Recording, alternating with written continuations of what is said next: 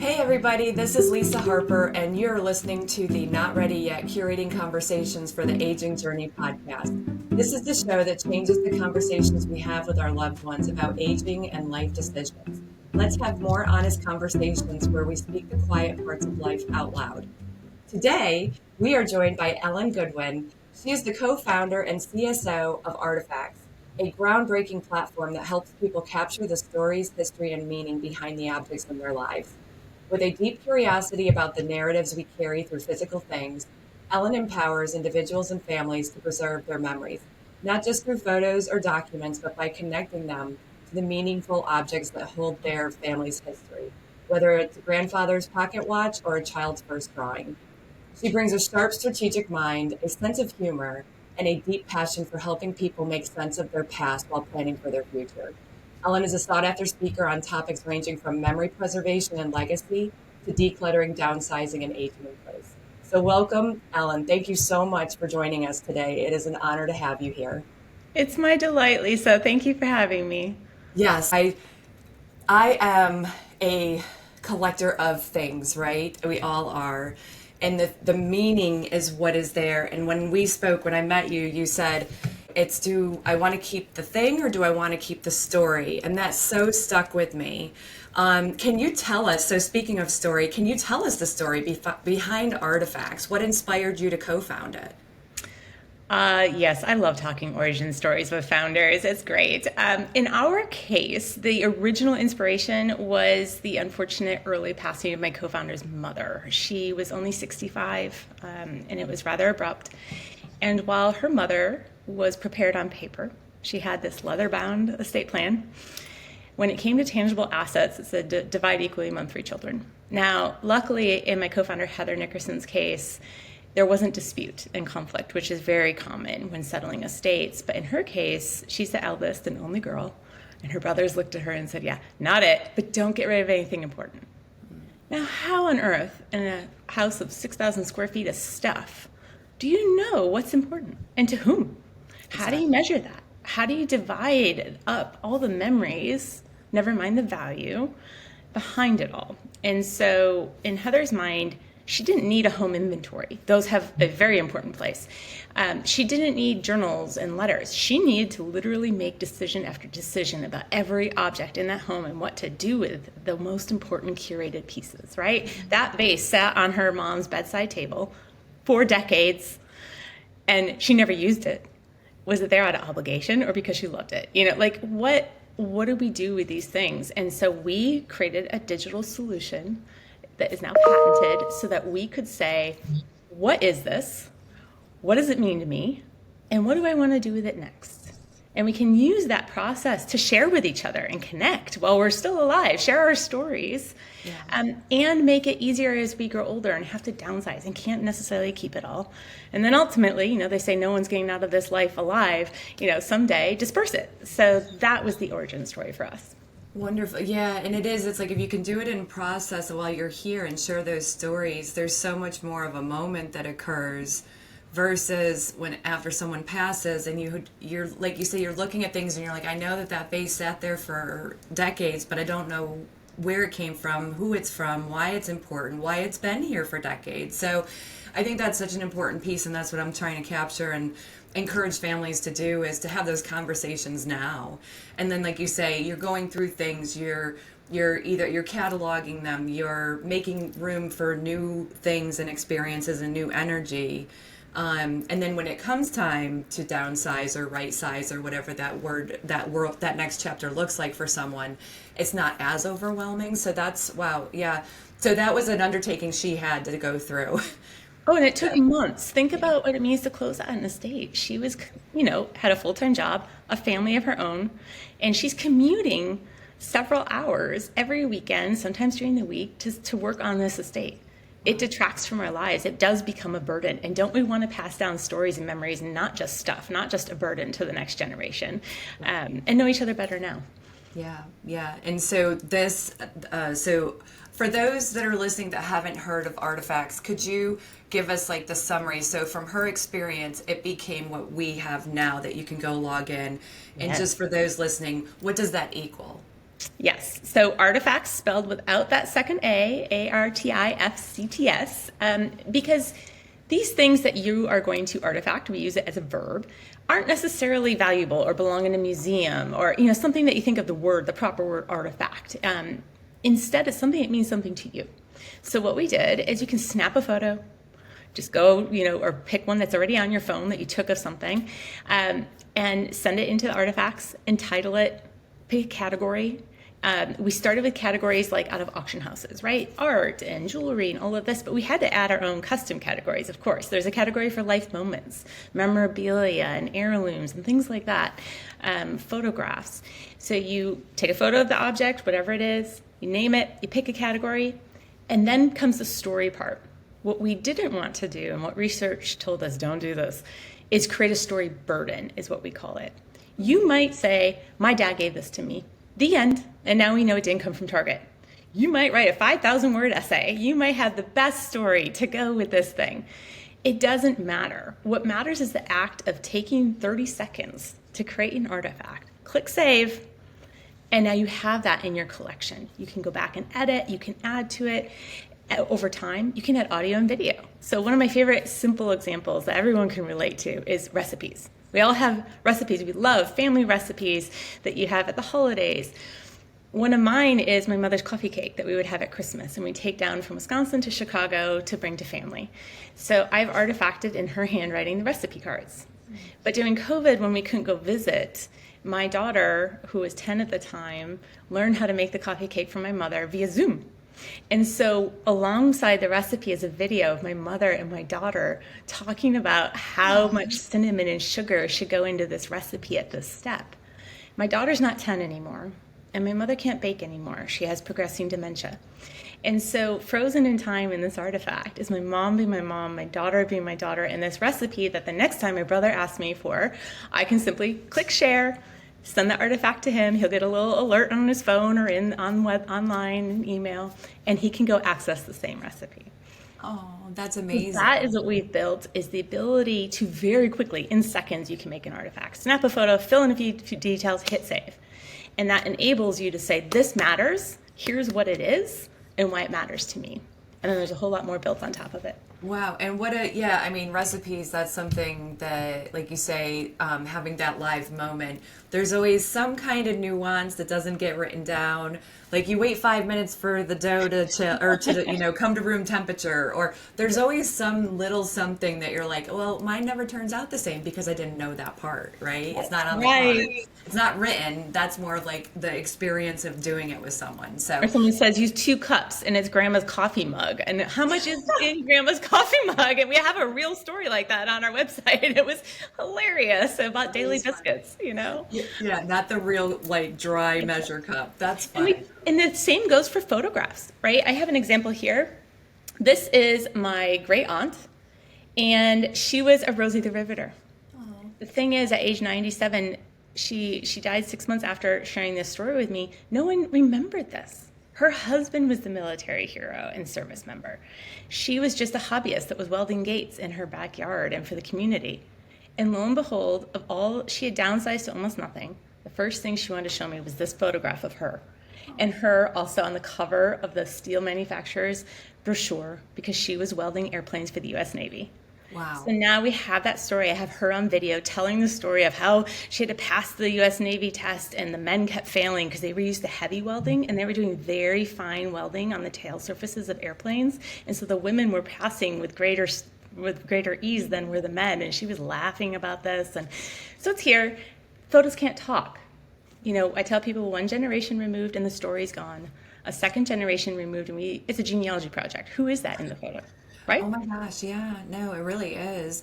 I experienced that with going through things when my dad passed, that we now understand that there was some grief hoarding going on.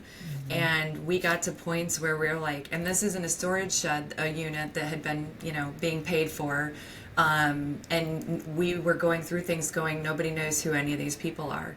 So you're right. I mean, that generation removed left us just going, we don't even know who this is. So interesting. Yeah, to be able to capture those stories. And something else I love about the platform is that, with the way we live now, nobody kind of lives at home anymore. It's almost like you grow up, you're expected to go to somewhere, college, whatever that equals to you, but it's usually, a lot of people just don't stay in their hometown anymore. And so you're not having, Sunday dinner with grandma and grandpa anymore, where everybody would get together weekly and where those stories would be exchanged naturally. And so this is a way I see for also people that are in different geographical parts. Heck, the world, right? We're not even talking about the continental USA. It's like anywhere. With the blessing of the internet and artifacts, that you can share those. So if somebody's uploading these things, tell us how they can just send it and share it to grandkids, or if or vice versa, something happens with the grandkid and they win an award, that can get uploaded and then share that to everyone. Is that's exactly it. That's exactly it. It connects us no matter where we are. And we have this great article on our website. It's called Storytellers Beware. And what I always say to people is, did you tell the story? Are you sure? Did you tell it more than once? Were they actually listening? And were they ready to hear it? Right? Like, it's really not fair if you say, you were 5, I told you, you're 10, I told you. I'm sorry, but kids, like, attention spans, right? So we have to be careful of, like, did we actually convey that in a way that they're going to remember, be able to and absorb and help inform decisions and make their lives different and make them know their own family history. And the beauty of artifacts, too, is these are bite-sized stories, right? We have ever-shrinking attention spans, right? This is why Instagram and TikTok and all these short little videos and whatever. Artifacts are bite-sized stories, right? No one's going to sit down and watch grandma talk for 2 hours on a staticky old video, right? But if we can break it down into bite-sized, relatable pieces, it's easier to pass on. And with artifacts, we've been able to do that in a lot of ways. You can share an artifact just one-on-one. So this weekend, my father shared an artifact with me that stopped me in my tracks, and I was laughing. He was going outside to do some yard work, and he grabbed his rake, and he started laughing because he saw on the handle of the rake was written in marker, Yard Boy, 2009. And the story is that my uncle, when my father retired in 2009, gifted him this rake. My parents don't have a pool, so he couldn't be the pool boy for my mom, but he could be the yard boy. And so he paused because my uncle has passed away recently, and he was his best friend. And he paused to artifact this rake so that my siblings and I had the story about this humorous relationship they always had together, and he was his best friend. And it was just one of those pivotal moments. I know my parents better almost now through the artifacts they share with me than I've ever known them, because it removes some of the barriers too, emotionally. And we're parents, we're children, we have our roles. So you can share individually like that. We also have lists. So for example, I have 3 siblings, 2 parents, sister-in-law. If I don't want to click share, mom, share, dad, that's a lot of sharing. I can make a list, and every time I want to share it with my immediate family, I just choose that list, and it shares with everyone individually.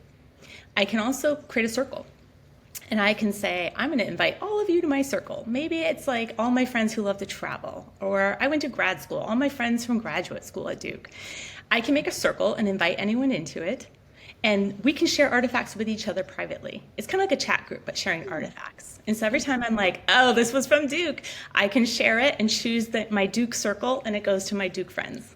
Oh. And they can all see it and share their own with the circle. Oh, I love that. That's really important. Just family, but that is family too, friends. That's family too. Your college family. Yeah. Wow, so that's a circle. Yep.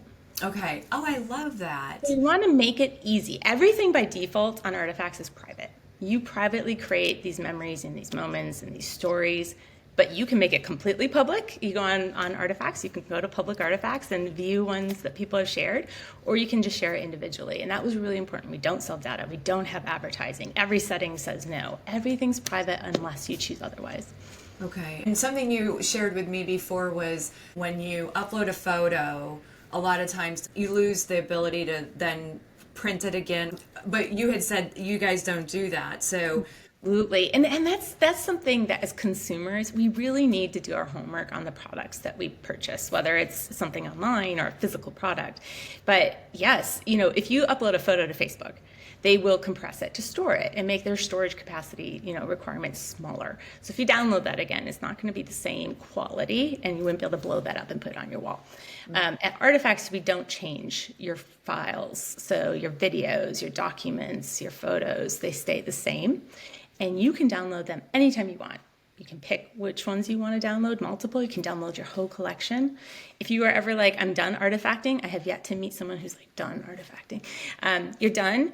And if you were to like say, I'm not going to renew, the first thing we're going to say is, please take your artifacts with you. We think they're valuable. Here's the button, right? Like we make it very, very easy because these are really important and valuable things that you're creating.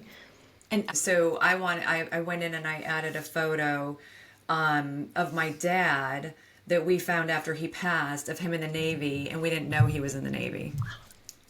Surprise! Surprise! This is like my aunt. You were Rosie the Riveter? What? So we were like, okay, you were in the Navy, but we couldn't ask any questions, and there literally was nothing, and it was in this box. I mean, and we were all just sitting in the living room like, huh? So yeah, so that was the first thing I uploaded to Artifacts, because I was like, this was definitely like discovering and unearthing something. When I think of artifacts, I'm like, this was one. This was one. It was almost a fossil and never to be found. But yeah, so I did that, and I have this question for you about. I mean, we know objects. I don't like using the word thing or stuff. I want to be respectful because I have these things too. So, the objects that hold so much emotional power in our lives. Do you have any insight on why? Oh my goodness. I've probably consumed massive amounts of research on this. And you mentioned something that relates to this earlier.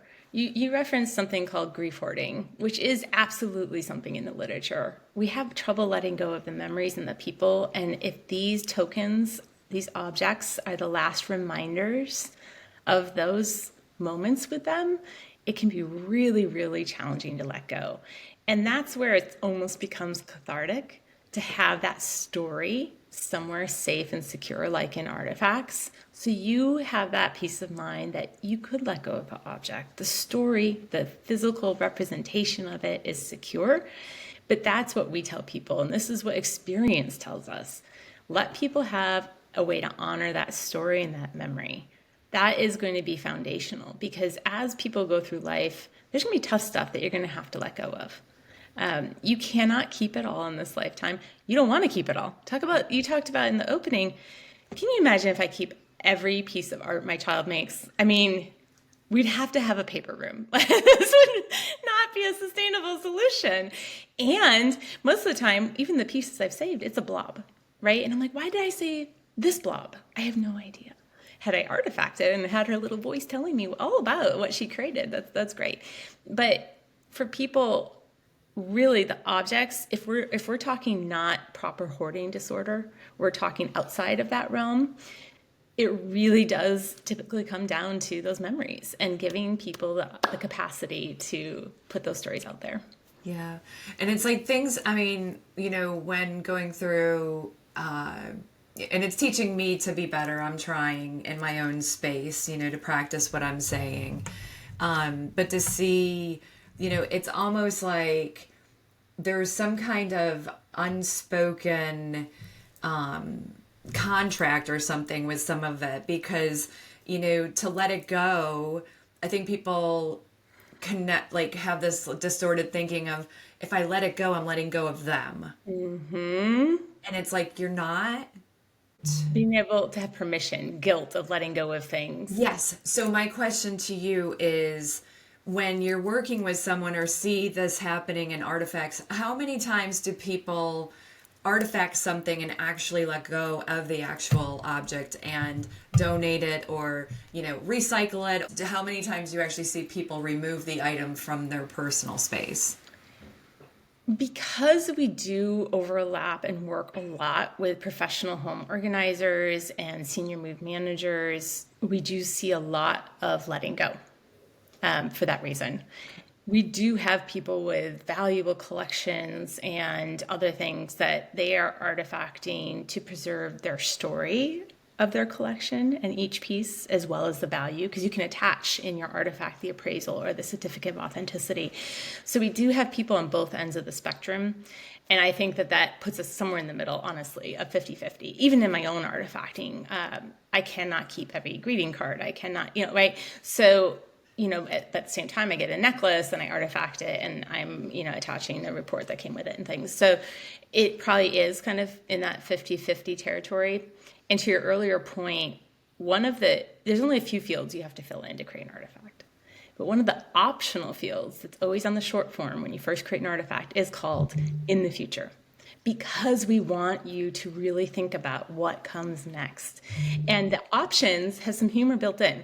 So, it's I'm going to bequeath it, and you can name to whom. I am going to sell it. You can set a reminder. I'm moving in 6 months. I got to sell this before I move. You can set a reminder, and we'll remind you.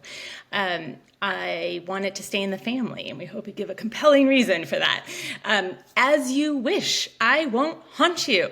Don't hold on to this for the next 30 years because you think I'm going to be upset if you get rid of it from the grave, right? Like, as you wish. Or too late, it's already gone, enjoy the memory. Like this, don't make this a scavenger hunt. I artifacted it and I did already let it go. You're welcome. Right? So we put those there very intentionally to prompt people to think about it because look, I went through breast cancer last year, and one of my very first thoughts on diagnosis was, I'm really glad I have my artifacts. It's peace of mind. My personality, my stories are all over those, but I also have given my loved ones a roadmap, a treasure map to my home, and they know what all the stuff is, and they can be like, oh, mom bought that when she was on a trip in Russia. Really cool story, really don't like it, getting rid of it, right? But it gives them that easier decision-making capability. And if it is something valuable, we have a button. What's it worth?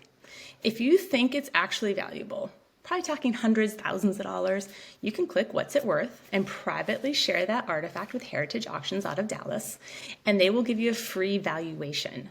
This valuation will get attached directly to the artifact. You'll get a notification, and it'll say, look, today's market value is somewhere between $5 and $10. And you're like, oops, okay. Not keeping it because it's going to make me wealthy. Or look, it's worth estimated $5,000 to $6,000. And you're going to think, oh, I might need to have that insured and make sure it's covered under a rider.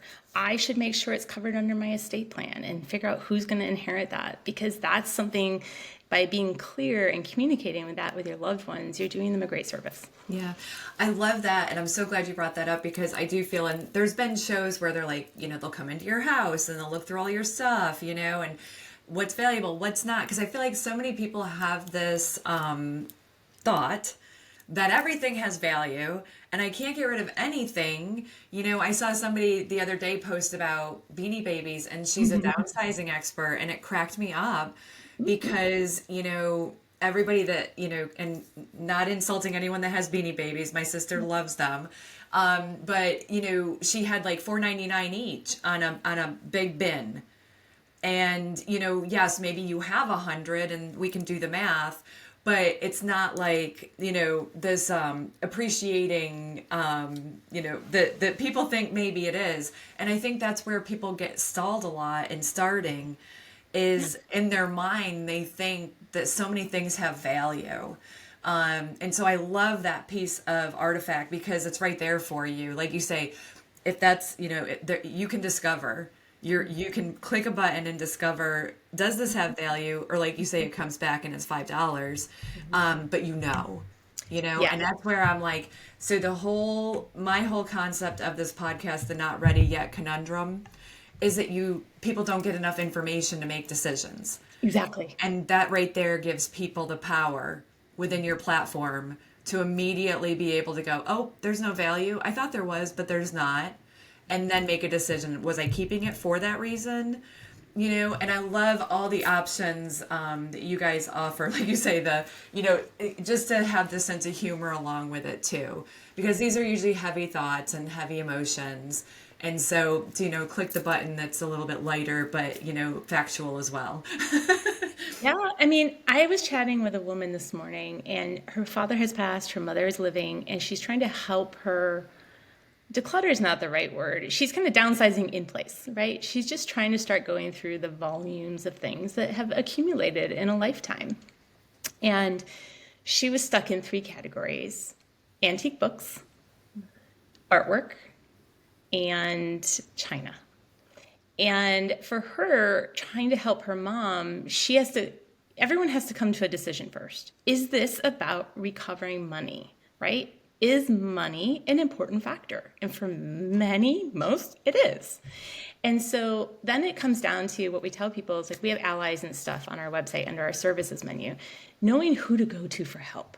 You don't have to take this on as another job, right? There are people who can help you through this process. And they know every market, every auction, right? They know for this, you're going to go to Amazon and Facebook. They know for this, you're going to go to Everything But the House, whatever it is. Like, they have the connections and they can get that done expedited if getting that money in and the space cleared out so you can go on living, right? So I think another really important thing to helping people is just making them aware. Did you know there are senior move managers? Did you know there are after loss professionals that actually help on the preparedness side and can go through estates with you, with appraisers and with whatever? So I think that that's a part of the bigger community that Artifacts is in, is trying to help with the stuff. We put little single quotes on it to soften it, because we all collect it, accumulate it, inherit, or will someday inherit it. There's a lot of it.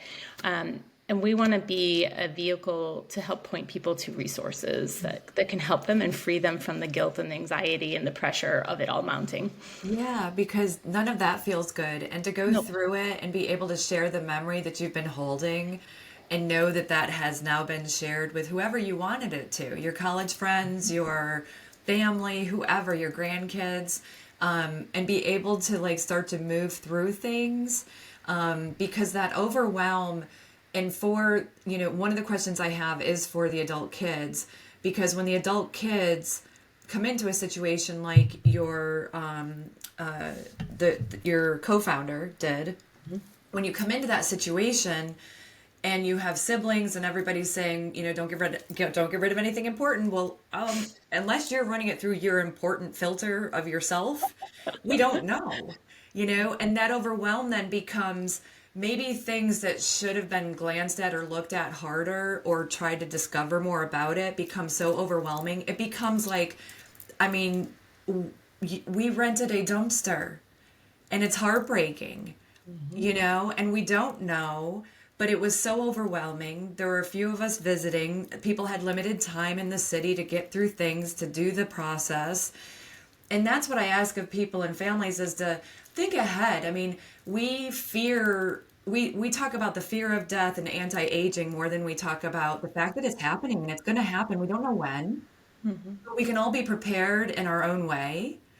And how beautiful is that to be able to share that, like you say, the overburden.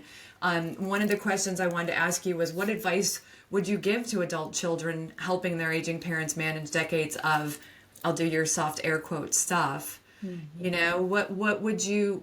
kind of advice could you give to adult kids? Take a step. Don't make it a crisis moment decision, right? If we wait for the illness, we wait for the move out, we're going to make rash decisions. It's start anywhere. My parents haven't moved in over 45 years. They have plenty of space. There is absolutely no reason to take one thing out of that space. So where did I start? I started with a list of, I published it, maybe 10 items that I wanted to ask about. I introduced the idea of I want to know, are these things important to you? What are they? Why are they here? Why have you kept them? Because it's easy in the grand scheme of things to get rid of textiles and, towels and all this kind of stuff, like spoons and that. This is not the hard stuff. This isn't going to trip you up. It's going to be the objects that have decorated your life, that have been a part of family traditions. That's where you're going to get tripped up. My top advice is just start. If that is paper and pen and you're asking them about these 15 objects that you remember from your home as a child, that's a great place to start. It's about changing how we think about our stuff and our relationships to it and to each other. And that's what you're going to start engineering. The fact that now people all around me, they receive a gift and they artifact it, default. The habit is, I received this. Here is why it was special. If you can default to looking at the things that are coming into your home from a different lens, I think for adult children, just make a list, ask your family about it the next time you're together, or make a call, ask them. Like, I have gotten 2 different versions of the story of this cat from my mother. I just asked her. This was stored in their closet. They didn't use it, and I want it as decoration in my house. Twice I've asked her 2 different stories, not contradictory stories, enhancing stories. And so just by asking, I now know more about it, and my daughter knows more about it. And it's a funny story that, again, it's boys and girls when they're 16 and the things they do to torture each other. But start. The other thing I would say is know yourselves. If you know your family structure, whatever it looks like, has conflict built into it, seek out the resources in advance. Make sure you have minimum things covered, like who is going to be the executor on the estate, how you're going to distribute things. Like, I would strive for minimums, especially when you know that there's conflict. And there are different tools out there to help you too. And that's where, if you start now and increase your awareness, you'll be aware. So, for example, there's an inventory app called FairSplit. You can inventory everything, and then you can choose 4 different algorithms to help you divide the things, because conflict will otherwise weigh out and you need to take it out of your family's hands, right? There are tools to help. So that's what I would say are my 2 biggest pieces of advice. Oh, wow. And you said that was FairSplit? Yep, FairSplit. And they've been around a long time, and they've seen a lot, done a lot, and they know that we're going to argue over the cat, and we're not going to argue about the painting that we're all agree we can sell and divide, like whatever it is. But we just have to come to terms with, like, know yourselves. Start and know yourselves so you can be better prepared. Yeah, yeah. And I love that you brought up resources. Could you share with the audience some of the built-in resources within Artifacts? You have a vast amount of resources in actually, like, third-party resources, but also built-in, like, helpful checklists or things to spark your ideas as you're moving through if you're so overwhelmed and you don't know which closet to open to start. Could you share some of those with everyone? Yeah, absolutely. For external resources, we kind of curate those if you go to artifacts.com, we have a menu called Services, and you'll see allies and stuff. This is where we've created a hub of mostly national or international level resources. Some are a little more local, but they serve national. But the idea there is helping us all be better aware. Growing up, I didn't even know there was something called evaluation versus an appraisal, right? This is a part of the education process. So for there, we have everything from people that can help you move, to organize, to manage photographs. There's all sorts of resources. People for the documents of life, digital vaults that we trust. So that resource page can give you a really great lay of the land of people who are out there that can help. And it goes all the way into creative arts even. There is a woman I met, and one of her projects, an expat living in Switzerland, she was downsizing to make the move. And they had all of these, like, little tiny things toys that her kids had collected and were just stuffed in boxes in their rooms that they were clearing out. She sent it to this woman, and she made a wreath of the kids' toys. Wow. It's such a cool way to repurpose stuff. So we even look at, like, upcycling and things like that. We also have on our website, under inspiration, 2 things I'd point out. One is called Articles by Artifacts. This is our blog. It is flush with resources for you. You can pick by category, but we have everything from Swedish death cleaning, your divorce, your move, for dementia. We have resources specifically on strategies that you can test out, see if they work for you in terms of decluttering and organizing. All sorts of things on brain health as well, which we do work in. And then also in that inspiration menu, you'll find checklists. You can sign in for free and download all of them, any of them. But these checklists, every time someone says to me, what should I artifact first? It becomes another humorous point, because I say, well, I artifacted a ping pong ball that's in my jewelry box. Do you have a ping pong ball in your jewelry box? And they are like, no. So my point there is, from ping pong balls to fine art, there is a home for it here at Artifacts because it means something to you. Yeah. And so these checklists go by category. We have graduation and weddings and babies and the home front and downsizing and stuff from nature that you've collected. We have all sorts of lists. There's got to be something for everybody at this point, including a DIY list. It literally is a printable checklist where you can fill it in as inspiration strikes and make sure you go back and artifact those things. So we do have an abundance of free resources. We want to support you because we know this can be hard and it can be intimidating to get started. But truly on the answer of where to start, look around you. Just stop on the first thing that makes you smile or triggers a memory, take a photo of it, and artifact it. That's where you start. And for further clarification, could you go tell us the difference between evaluation and appraisal? You said there's two different things. So for everyone listening, Yes. how are they different? Yep. So valuation is kind of, think of that as an estimate, right? This is informal and is used to inform you, right? So this is we look at last auction prices, at traditional auction houses, all the way to the eBays of the world. We look around the market because those Beanie Babies are everywhere and flooded and have practically no value, whatever it is. But we look at today's market and we give you an estimate, a range. Now, if you need an appraisal, that won't be free. It'll have a dollar sign attached to it. And that is what you need if you're going to have this added into your estate plan, because you're going to have to cover the tax. There's going to be a tax liability on gifting things, and you're going to have to account for that. It's something that you would need for insurance purposes, And there's a difference there. Is the appraisal for direct replacement? That's a different type of appraisal, right? So it's like, I want to directly replace this. What if it's irreplaceable, right? Then you have to be able to account for that in the appraisal with the insurance.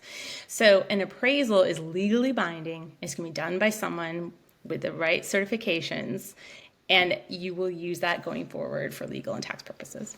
Okay. So yeah, two different. And you said valuation. I think I added an E before. Nope, that's okay. Valuation. Just for clarity again. Well, this has been so amazing. I mean, when you're saying you have a ping pong ball in your jewelry box, I have a little pink flip-flop that has some rhinestone on it that has absolutely no value, but it's in there and it sits there as a reminder of a cruise I went on with a girlfriend. That we were celebrating, kind of knowing each other for 25 years. And nobody knows that, but it sits there in my little jewelry box. And it's a reminder every day for me of that wonderful moment we were able to share together, just the two of us. So like you say, when you look around, I mean, it's like, the heartstrings are invisible. But if you were to picture yourself in your space and where your heart goes, I pulled this out earlier. This is a vase that sat in my kitchen growing up, and I never knew what it was, but it's funny because I give it credit for my absolute infatuation with floral patterns.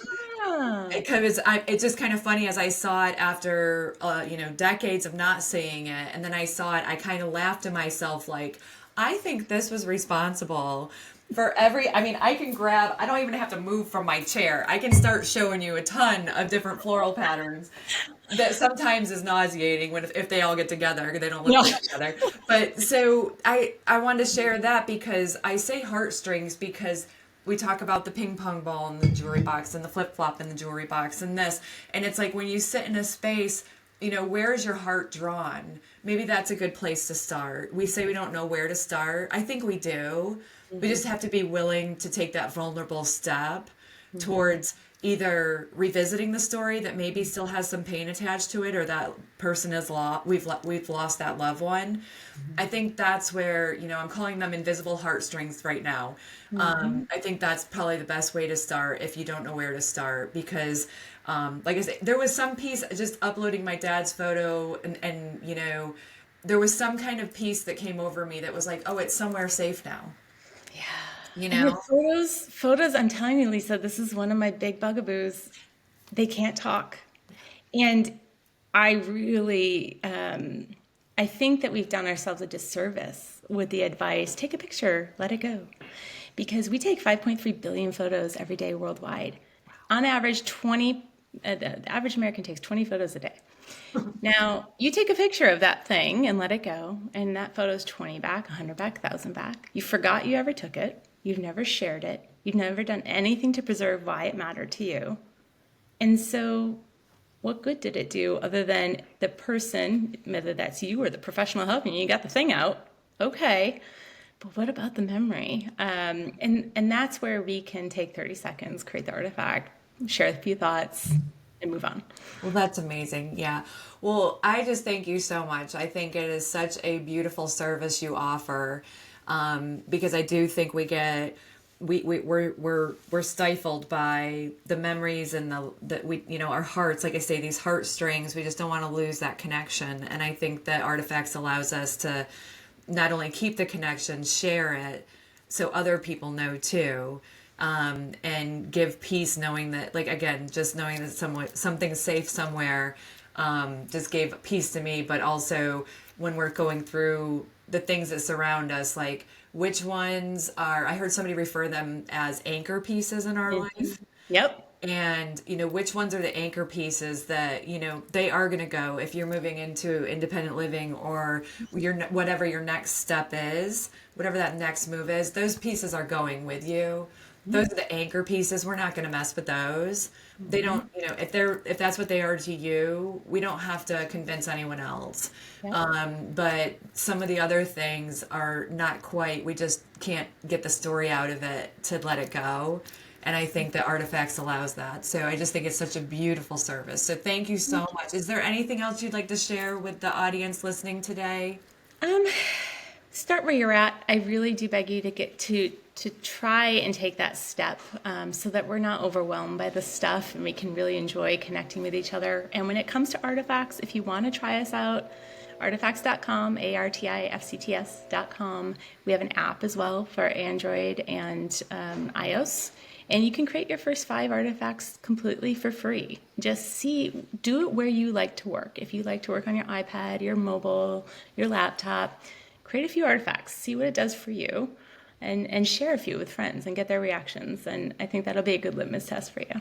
Great. So the first 5 artifacts you can upload for free. So create your account, start dabbling, carve some time out on your weekend and just start with those first 5 and see how it feels. And with Mother's Day and Father's Day coming, I'm encouraging everyone to maybe pull out a couple items that you want to do like a show and tell for your family. And maybe those could be some of your first artifact items, because that show and tell moment, again, why does Dad have that on his nightstand? Let's tell people. Let's share. I just don't get it. So my advice is share, and artifact away. I love it. Thank you, Lisa. It's been such a pleasure. Oh, it's such a pleasure. Thank you so much for being here. And everyone, go to Artifacts and start uploading and start saving and also start letting go when it's appropriate. All right. Till next time, everyone. Take care. Thanks for joining me on Not Ready Yet, curating conversations for the aging journey.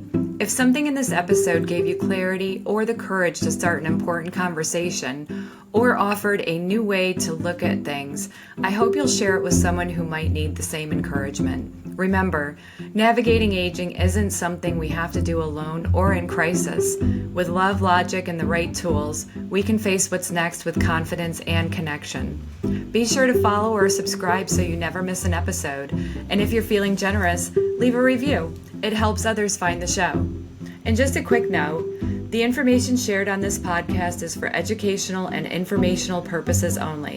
It is not intended as a substitute for medical, psychiatric, legal, or other professional advice. Always consult a qualified professional for guidance tailored to your unique situation. This is Lisa Harper, and I'll see you in the next episode. Bye for now.